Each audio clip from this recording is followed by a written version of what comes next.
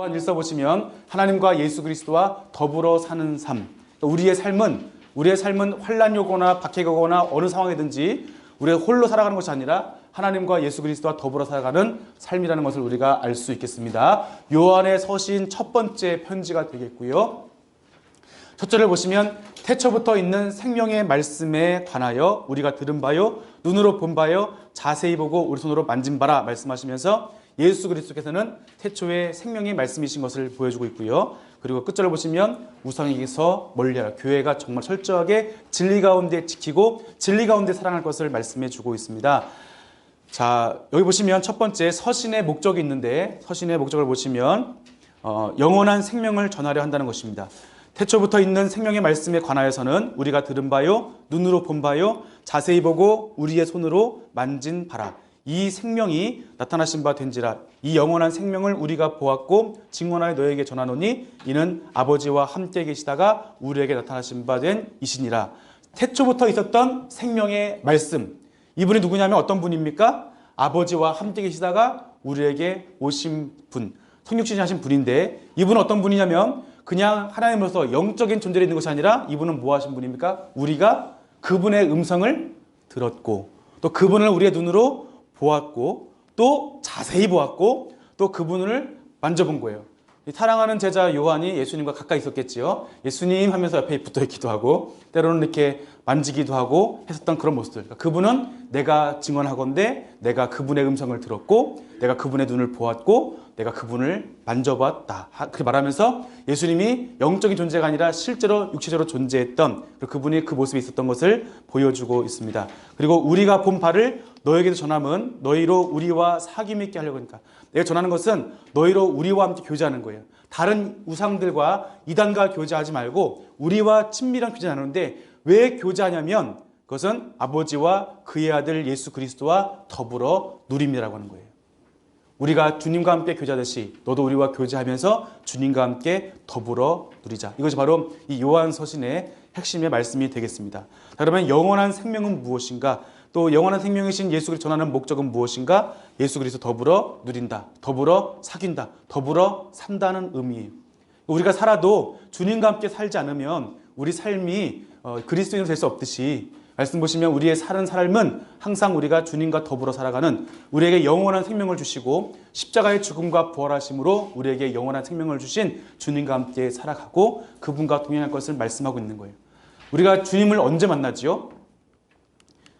예, 천국 가면 만나죠. 그런데 그때 우리 복음서에 말씀드렸지만 예수님은 어떤 분이냐면은 우리가 가는 나라도 있지만 우리에게 그 나라를 오시는 거예요. 그래서 이 오시는 나라 가운데 우리가 주님과 함께 할 때 다시 말하면 하나님의 말씀을 우리가 깨닫고 그 말씀 가운데 거할 때 우리의 삶이 이 땅에 살지만 누굴 위해 사는 겁니까? 그리스도와 더불어 살아가는 것이고 이렇게 살다가 우리가 혹시나 죽는다 할지라도 우리가 죽어도 누구와 함께 있는 겁니까? 주님과 함께 있는 거예요. 그러니까 우리가 살아도 주님과 함께 죽어도 주님과 함께 있는 것은 이것은 우리의 온전한 구원을 이룰 수 있는 겁니다. 그런데 살아도 주님과 함께 있지 않고 죽어도 주님과 함께 있지 않다면 우리가 얼마나 영원한 생명을 산다 할지라도 이것은 우리에게 천국이 아니라 지옥이 될 수밖에 없는 것입니다. 그래서 영원하다고 하는 것은 이것이 길다라고 하는 의미가 아니라 우리가 현재 누구와 함께 하느냐. 이 땅 가운데 함께 계시고 우리와 동행하시고 사도 요한이 요한복음에 말씀한 것처럼 보혜사 성령님과 함께하는 것 그분께서 우리에게 주님의 길을 걸어갈 수 있도록 힘을 주시고 능력을 주시고 붙들어 주시고 이끌어 주시는 주님과 함께는 이 삶이 우리에게 영생이라고 하는 겁니다. 자, 그래서 이 그리스도와 더불어 함께 살아가는 사람은 어떤 사람입니까? 첫 번째, 빛 가운데 살아가야 되는 거예요. 왜냐하면 하나님께서 빛이시기 때문에 그렇습니다. 그분에게는 어둠이 조금도 없다고 하는 것입니다. 그러면 이 빛이신 하나님의 자녀들은 어떻게 살아가야 되는가? 먼저 죄를 자백하라고 하는 거예요. 자, 우리가 죄를 자백하면 그는 미쁘시고 의로우셔서 우리의 죄를 사하시고 우리를 모든 불의에서 깨끗하게 하시는 분. 죄가 있으면 어떻게 됩니까? 빛이 있으면 빛에는 어둠이 다 물러가고 숨길 수 없다는 거예요. 그러면 내가 빛이 있으면은 빛을 두려워오죠. 왜냐하면 내가 드러나니까요. 그런데 그래서 사람들은 빛을 멀리하고 그래서 도둑질을 많이 하는 시간이 언제인지 아세요? 낮에 할까요? 밤에 할까요? 밤에 하는데 어느 밤에 하죠? 깊은 밤. 그래서 2시에서 4시 사이에 이때 범죄율이 좀 많다고 해요. 왜냐하면 사람들이 깊이 잠들어 있고 어두우니까요. 그런데 우리의 죄가 하나님의 말씀의 빛이 비추었을 때 이것을 우리가 드러내놓고 하나님께 용서받는 거예요. 다윗이 나단 선지자가 죄를 지적했을 때 이분이 피하거나 도망한 것이 아니라 주님께 철저하게 자백하고 고백하고 침상을 띄우듯이 기도했던 이분의 그 고백이 있었기 때문에 하나님께서 그를 다윗의 길을 인정해 주시는 겁니다. 다윗이 죄가 없어서가 아니라 다윗이 죄를 정직하게 고백했고 빛 대신 하나님 앞에 그 말씀 앞에 자신을 드러내었을 때 그 죄가 용서받고 다시 주님의 길로, 이 주님 뭐냐면 주님께서 우리에게 명하신 길로 걸어갈 수 있는 것은 뭐냐면 정직함, 빛 가운데 나타나는 우리의 정직함에서 시작한다는 거죠. 그래서 우리 모든 불의에서, 왜냐하면 수술방에서 의사가 수술을 할 때 불을 켜지요? 어떻게 켜지요? 여러분 TV를 잘 안 보시겠지만 저도 TV를 가끔 보는데요. 네, 죄송합니다. TV를 봅니다. 그러면은 수술방에 보면은 이렇게 빛이 있어요. 빛이 하나가 아니라 여러 개가 있어요. 그리고 그 빛이 한 곳을 주목합니다. 그래서 수술 부위에 어떤 것을 잘라내야 되는지, 의사가 어두우면 막 열고서 메스, 칼 이래가지고 수술을 하면 어떻게 됩니까? 그 사람은 죽거나 수술 잘못될 수밖에 없는 것이죠. 그래서 빛 가운데 드러내놓고 우리의 죄를 드러내 주시고 그것을 치유받으라는 거예요. 그래서 모든 불에서 우리를 깨끗하게 하시는 그분은 빛 되신 분이에요. 그래서 그 빛 가운데 걸어가는 거예요. 우리 또 빛 가운데 어떻게 살아가야 되냐? 또 계명을 지키며 살아가야 된다는 거예요. 하나님의 계명, 우리의 주의 말씀은 내 발의 등이요 내 길의 빛이니다. 그 말씀을 가지고 우리가 빛 가운데 살아가야 되는 것이죠. 그래서 그 계명을 지키면 이로써 그를 아는 줄로 안다. 서울길로 가는데 서울로 안 가고 뒤로 가면은 서울길을 모르는 거죠. 빛이 앞에 있는데 우리가 빛 가운데 걸어가면 하나님을 아는구나 라고 알 수 있는 것이죠. 그래서 그 말씀을 지키는 자는 하나님의 사랑이 참으로 그 속에서 온전해져서 빛 가운데 걸어가면 그 사랑이 우리 가운데 온전해져서 그 안에 있는 줄, 우리가 그분 안에 우리가 하나님을 믿는구나, 하나님께서 우리 안에 거하시는구나, 이것을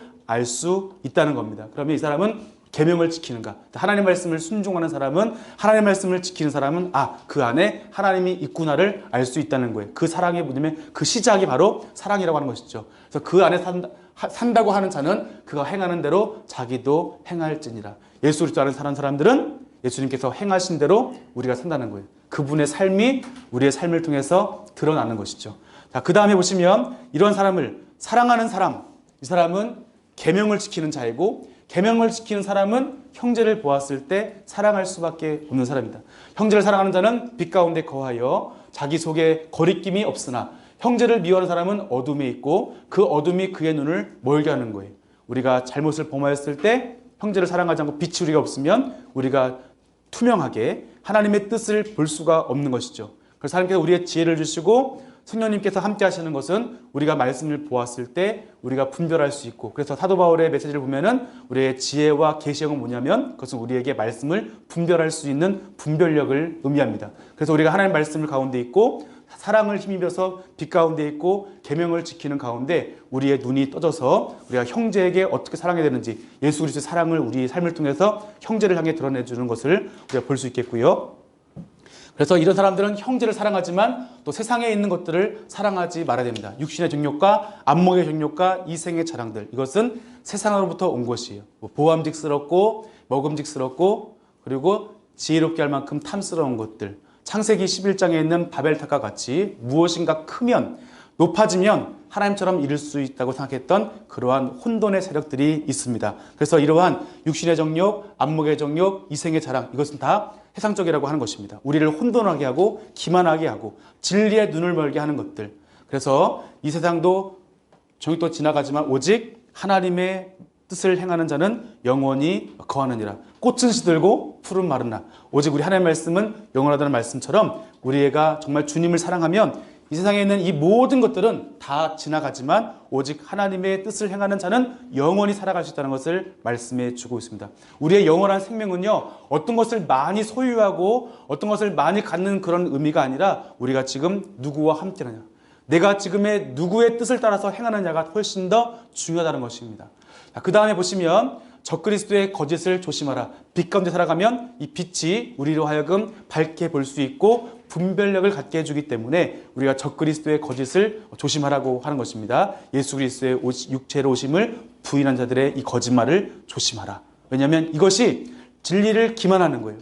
진리를 지킬 수 없게 우리에게 타락하게 뭔가 우리 삶 가운데 타협할 수 있고, 또 우리가 정말 하나님의 말씀을 기만해도 피할 구멍을 주는 것이죠.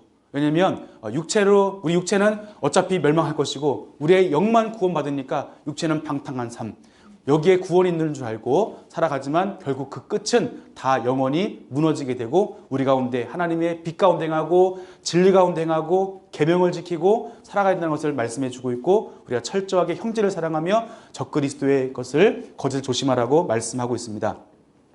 지금은 마지막 때라. 지금도 많은 적그리스도가 일어났으니 교회 안에 적그리스도가 많이 있다는 거예요. 그래서 예수 그리스도께서 그리스도이심을 부인한 자가 아니냐, 아버지와 아들을 부인하는 그가 적그리스도라고 말씀을 해주십니다. 처음부터 들은 것을 너에게 이제 거하게 하라. 곧 영원한 생명이니라. 처음부터 들은 것. 그러니까 이 복음이 처음부터 들은 것과 지금이 다르다는 거예요.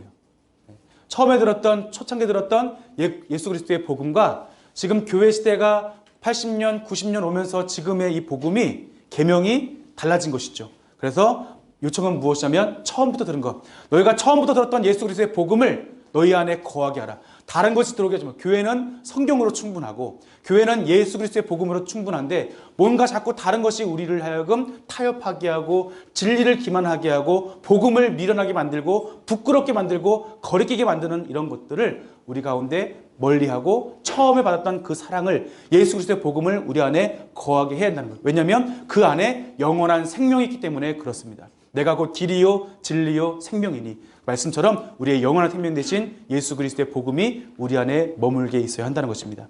그 다음에 하나님과 예수 그리스도 더불어 산다는 것의 의미는 무엇이냐면 우리가 의로운 삶을 살아야 한다는 것이죠. 자, 의로우신 하나님께서는 그가 의로우신 줄 알면 의를 행하는 자마다 그에게 난 줄 알지니라. 우리가 하나님께서 의로우신 분이기 때문에 우리가 사랑으로도 살아가지만 우리가 정말로 하나님의 의로 살아간다는 것입니다. 자, 그래서 우리가 주의 재림의 소망을 가지라는 것입니다. 그가 나타나시면 우리가 그와 같은 줄 아는 것이고, 주를 향하여 이 소망을 가진 자마다 그의 깨끗하심과 같이 자기를 깨끗하게 하느니라라고 말씀합니다. 죄를 짓지 말고 의를 행하라는 거예요.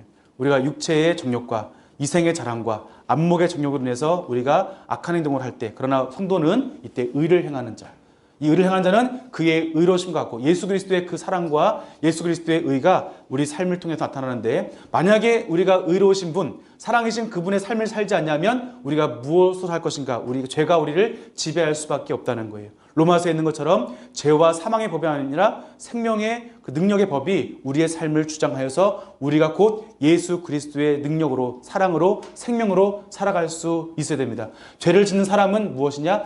마귀에게 속했다는 것입니다. 그래서 하나님께로부터 난 자마다 죄를 짓지 아니하나니. 그러면 이제 우리는 어떻게 하죠? 죄를 지면 우리가 마귀에게 속하게 되는 것인데, 우리는 이렇게 사실은 우리의 스스로 살아갈 수 없지만, 그래서 보혜의 성령을 통해서 우리로 하여금 그 삶을 살아낼 수 있도록 주께서 도와주시고 함께 하신다는 것을 여러분 기억하시길 바랍니다. 그래서 하나님께 난 자마다 죄를 짓지 아니하나니, 우리로 하여금 이렇게 살아갈 수 있도록 은혜를 베풀어 주십니다. 그 다음에 우리가 행함과 진실함으로 형제를 사랑하라. 그리스도의 의가 있는 사람들은 형제를 위해 살아가는데 주께서 의를 위하여 목숨을 버리셨기 때문에 우리도 형제를 위해서 목숨 버리는 것이 마땅하다는 거예요. 요한복음 13장 34절에 새 계명을 너에게 주노니 서로 사랑하라. 내가 너희를 사랑한 것 같이 너희도 서로 사랑하라. 그리고 15장 12절 14절 보면은 내 계명은 곧 내가 너희를 사랑한 것 같이 너희도 서로 사랑하라 하는 이것이니라. 그래서 이 사람이 친구를 위하여 자기 목숨 버리면 이보다 더 큰 사랑이 없나니 너희는 내가 명하는 대로 행하면 곧 나의 친구라. 그래서 누구든지 주님께서 우리를 위해서 목숨을 버리셨던 것처럼 우리도 형제를 위해서 목숨을 버릴 수 있는 이런 사랑을 하라는 거예요. 원수를 사랑하라, 말은 쉽고, 또 친구 사랑하라, 말은 쉽고, 친구를 죽도 사랑하라, 말은 쉬운데, 그러면 구체적으로 어떤 삶이냐 하면은 너희들 사실 돈이 다른 사람보다 좀 넘치게 된다면 형제의 궁핍을 보고도 도와줄 마음을 닫으면 하나님의 사랑이 그 안에 없다는 거예요. 도와주는 것은 많다고 도와주는 것이고 없으면 못 도와주는 것이 아니라 우리가 상대방이 도와줄 수 있는 그 마음, 사랑이 있으면 도와줄 수 있다는 거예요. 이 교회 공동체 가운데 내가 죽도록 주님 사랑합니다 이러면은 이건 사실은 끝으로 가기 때문에 우리가 말은 잘할 수 있어요. 그렇지만 내가 당장 오늘 하루 살아가면서 지나가는 행인에게 우리가 어려움을 그 사람의 필요를 공급해 주는 것은 또 이것이 또 새로운 어려움에 봉착해요. 내 가까이 있는 사람들에게 내가 사랑을 베푸는 것은 더 어려운 문제입니다. 형제가 배를 골마도 어려움에 처해도 그것이 나와 무슨 상관이 있느냐 하면은 사랑이 없다는 거예요. 그 사람의 필요를. 예수님께서 우리의 생명을 우리를 위해서 목숨 버리신 것처럼 우리 형제를 위해서 목숨 버린 것이 마땅한데 이 삶은 무엇이냐면 형제를 돌아볼 수 있는 가까이 형제를 돌아볼 수 있는 사람. 이런 사람이 형제라는 거예요. 형제는 이제 우리가 형제가 가까운 사이잖아요. 멀지 않잖아요. 형제를 사랑한다고 하면서 형제 이러다가 그 사람이 어려우면 도와주지 않으면 이게 어떻게 형제가 되고 어떻게 우리가 예수님의 이 십자가의 사랑을 받았음에도 불구하고 그 사랑을 실현할 수 없다는 것은 그의 사랑이 우리 안에 거할 수 없다는 것입니다. 그래서 우리가 자녀들아 우리가 말과 혀로만 사랑하지 말고 행함과 진실함으로 하자. 말만 여러분 이건 많이 해보셨죠? 사랑해 이러면 뭐라 그래요? 말로만 이러죠. 그러니까 이 말씀이 여기서 나온 거예요. 말과 혀로만 사랑하지 말고 행함과 진실함으로 사랑하자. 그래서 제가 이제 어떤 목사님한테 목사님 사랑합니다 이러면은 뭐라면은 그러지 말고 나한테 행함과 진실함을 보여봐 이렇게 말씀하시더라고요. 예, 우리가 사랑할 때 말과 사랑합니다 축복합니다 보다는 정말로 우리가 옆에 사람에게 우리 행함을 할 수 있는 것들. 그러니까 이 말과 행함은요 야고보서 보였듯이 우리의 삶이 그래서 그 야고보 장로님은 이렇게 말씀하시죠. 내가 내 행함으로 내 믿음을 뭐 하겠다고요? 드러내 보이겠다는 거예요. 그러니까 이때는 우리가 우리 행함으로 그리스도의 사랑이 우리 안에 머무는 것을 어떻게 하라는 거예요? 드러내 보이라는 거예요. 내 행함으로 또 내 진실함으로 그리스도의 사랑이 내 안에 계시는지 의로우신 하나님이 내 안에 계신지를 드러내는 것은 그분의 삶을 우리의 삶을 통해서 실현해 내어지고 또 체현해내는 것이 우리의 삶이라고 하는 겁니다. 그 다음에 적그리스도의 영을 또 조심해야 됩니다. 왜냐하면 적그리스도는 우리에게 항상 미혹하기 때문에 우리가 분별해야 됩니다. 적그리스도는 무엇이냐면 예수 그리스도께서 육체로 오신 것을 시인하는 영마다 하나님께 속한 것이요 예수를 시인하지 않는 영마다 하나님께 속한 것이 아니니 이것이 곧 적그리스도의 영이니라 우리라 한 말을 너희가 들었거니와 지금 벌써 세상에 있느니라. 곧 이때라는 거예요. 지금 세상 가운데 있는 이 말씀을 예수님의 그 말씀을 들었고 복음을 통해 들었는데 그때가 언제냐? 먼 훗날이 아니라 지금이라는 거예요. 그렇기 때문에 지금 뭐 해야 되느냐? 분별하라고 말씀하는 겁니다. 거짓 선지자가 너무나 많다는 것이죠. 자, 그 다음에 우리가 그리스도와 더불어 살아가는 건 무엇이냐면 사랑의 삶을 살아가는 거예요. 빛 가운데 살아가고 의로운 삶을 살고 사랑 가운데 우리가 살아가야 되는데 사랑이신 하나님이시라고 하는 것이죠. 그래서 우리가 하나님은 사랑이시고 사랑의 하나님께서 먼저 우리를 사랑해 주셨죠. 우리가 하나님을 사랑을 하기 전에 먼저 독생자이신 예수님을 이 땅에 보내주셨습니다. 그러므로 예수님과 더불어 살아가는 삶 가운데 사랑의 삶을 살아가야 됩니다. 주께서 우리를 사랑하셨듯이 우리도 주님을 살아가는 것을 우리가 의미합니다. 그 다음에 우리가 서로 사랑해야 되는데 자 그래서 하나님께서 우리를 사랑하셨던 즉 서로 사랑해야 되는데 우리가 서로 사랑하면 하나님께서 그 안에 계신다는 것을 의미하고요. 하나님의 사랑이 우리 안에서 온전하게 그래야 이루어진다는 거예요. 우리가 서로 사랑하면 하나님의 사랑이 우리 안에 거하시고 이로써 하나님의 사랑이 우리 안에서 온전하여 진다는 거예요. 이해되시나요? 주님의 사랑이 거하시면 우리가 사랑할 수 있는데 사랑을 해야 우리가 사랑이 온전해질 수 있다. 사랑은 내 게 아니죠. 하나님 주신 것이죠. 믿음도 내 것이 아니고 하나님 주신 것이고요. 은혜도 내 것이 아니라 하나님 주신 것이고요. 그러니까 우리는 이것이 우리의 공로가 될 수 없다는 것이죠. 그래서 주님의 사랑이 우리 안에 있은 즉 우리가 주님의 사랑으로 형제를 사랑할 수 있고 이로써 우리 안에 사랑이 머물러 있을 수 있고 주님과 그 안에 거할 수 있다는 거예요. 그래서 우리가 항상 주님의 사랑, 주님의 빛, 주님의 의로우심이 우리 안에 머물 수 있는 것은 그 빛된 삶을 살아내는 것이고 의로운 삶을 살아내는 것이고 사랑의 삶을 살아내는 것을 말씀합니다. 왜냐하면 우리는 그런 힘이 없지만 이미 예수님께서 우리 안에 더불어 사시기 때문에 우리가 넉넉히 그 일을 감당할 수 있다는 겁니다. 그 다음에 예수님을 하나님의 아들로 시인하라는 것이죠. 그리고 하나님의 사랑을 알고 믿으라고 말씀하고 있습니다. 그리고 하나님을 사랑하라. 하나님을 사랑하는 것은 이것이니 우리가 그의 계명을 지키는 것이다. 하나님을 사랑한다고 하는 것은 그 계명은 약속이죠. 서로 약속하고 결혼을 하죠. 서로 사랑하는 것을 확인하고 결혼합니다. 그러면 결혼 전까지만 해서 우리가 사랑하고 그다음에는 이제부터 내 마음대로가 아니라 우리가 처음에 했던 그 순수한 사랑과 그 마음을 결혼 후에도 우리가 지켜나가야지 이게 올바른 결혼 생활이잖아요. 그처럼 우리가 주님을 사랑한다고 구원받았는데 이제부터는 내 마음대로 나는 구원받을 내 마음대로가 아니라 이 구원은 우리의 삶은 그의 사랑이, 그분의 삶과 빛되신 삶과 의로운 삶과 사랑의 삶이 우리 안에 계시는 것을 우리가 확인하는 것은 그 삶을 살아내는 것인데, 그 사랑의 계약의 내용이 뭐냐면은 성경 말씀이 있고 예수님 말씀이 있기 때문에 우리가 그 계명을 지키는 것을 의미합니다. 말씀을 안 지키면 하나님을 사랑하지 않는 것이라고 하는 거예요. 근데 이 계명이 무거운 것이냐 무거운 것이 아니냐, 무거운 것이 아니라는 것이죠. 신명기 말씀 보시면, 신명기 기억하시죠? 내 하나님을 여호와를 사랑하게 하라. 사랑하게 하셨는데, 그 뭐냐면 그 모든 명령을 행하라는 거예요. 하나님의 명령을 지키는 것이 훨씬 우리에게 굉장히 어려운 문제죠. 그렇지만 말씀이 뭐라냐면은 내게 어려운 것도 아니고 먼 것도 아니라, 주의 말씀을 지키는 것은 어려운 것이 아니라는 거예요. 그러면은 어렵지 않다의, 그러니까 어렵지 않은 것의 다른 말은 무엇이죠? 말씀을 지키는 것이 쉽다는 것이죠. 그러면 왜 쉬우냐? 그 말씀이 우리에게 매우 가까워서, 하나님의 그 말씀이 우리 안에 가깝고 우리의 입에 있고 우리 마음에 있으면 우리가 이것을 행할 수 있다는 거예요. 하나님의 그 말씀, 하나님의 그 뜻과 하나님의 그 사랑이 우리 안에 거하시면 우리가 하나님께 주신 이 계명을 지킬 수 있다는 거예요. 율법은 무엇입니까? 율법은 하나님의 뜻이고 하나님의 의지이죠. 그분의 뜻과 그분의 의지가 우리에 있을 때 우리가 마음과 뜻과 정성을 다해서 주님을 사랑하는 것은 곧 주님의 계명을 지킬 수 있는 것인데, 이것을 사도 요한도 동일하게 말씀하고 있습니다. 그리고 우리 이러한 사랑의 삶을 사는 사람들은 세상을 이기는 믿음이 있습니다. 함께 우리 4절, 5절, 6절 말씀을 함께 읽겠습니다. 무릇 하나님께로부터 난 자마다 세상을 이기느니라. 세상을 이기는 승리는 이것이니 우리의 믿음이니라. 예수께서 하나님의 아들이심을 믿는 자가 아니면 세상을 이기는 자가 누구냐? 이는 물과 피로 임하신 이시니 곧 예수 그리스도시라. 물로만이 아니요 물과 피로 임하셨고 증언할 있는 성령이시니 성령은 진리이니라.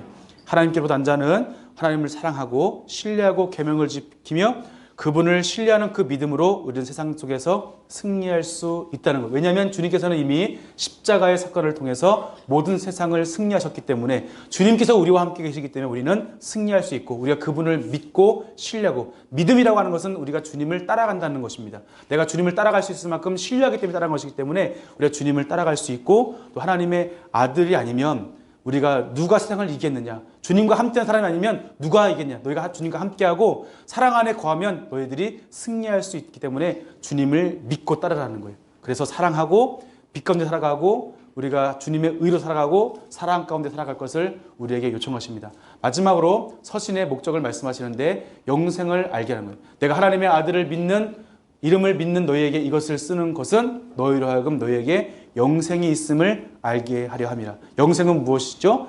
하나님과 예수 그리스도와 더불어 살아가는 삶. 예수님께서 우리를 사랑하신 것처럼 우리도 주님을 사랑하고 우리도 형제를 사랑하는 이러한 삶. 그 삶은 우리가 말과 혀로만이 아니라 우리 행함과 진실함으로 거짓을 미워하고 진리 가운데 거하는 우리의 삶, 그리고 우리의 삶을 통해서 예수님을 고백하며 또 형제를 사랑할 수 있는 실제적인 우리의 삶, 주님께서 우리와 함께 계시는 공동체, 더불어 사는 공동체, 이것을 우리에게 말씀해 주고 있습니다. 그 예수님께서 우리를 지키실 것을 말씀하십니다. 자, 이제 요한 서신을 마치겠습니다. 하나님과 예수 그리스도와 더불어 사는 삶을 말씀하시는데, 이런 환난과 고난이 있을 때, 아까 그 일반 서신을 보셨을 때 하셨던 말씀처럼 이 마지막 때에 우리 할 것은 무엇인가?